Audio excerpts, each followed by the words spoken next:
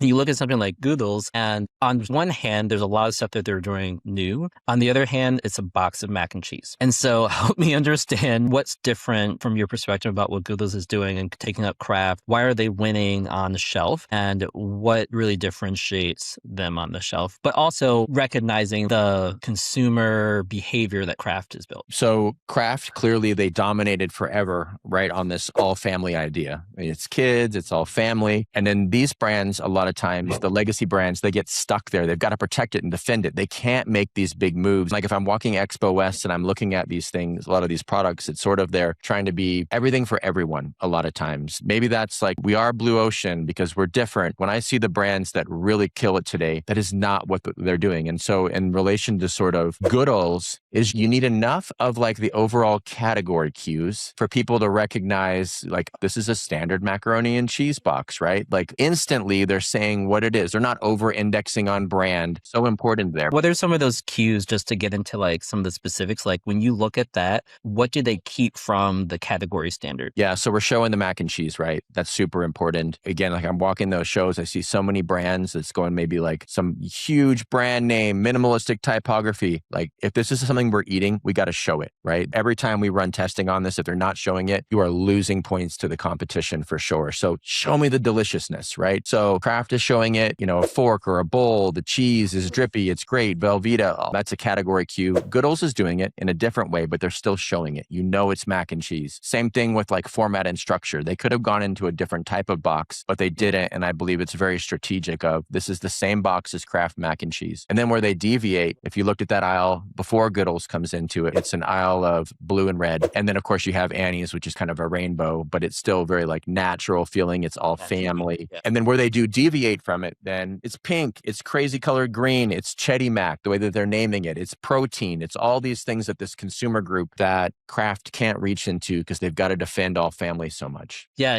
like it's the box. They didn't go like with a retort kind of cooked mac and cheese product that you reheat. It's still a dry macaroni with a pack of the cheese in there. And so it's a very familiar format. And I think one thing that stands out is like they really highlight the macros of like 14 grams of protein, 7 grams of fiber. Basically, they're saying it's like Kraft, but better because it has more protein. It's something that you can feel good about eating. It's like updated version of it. And I think that plays a big difference versus doing a completely new packaging form and a completely new way of selling the product. And instead of going with what Kraft has spent millions and millions of dollars educating people on what mac and cheese is.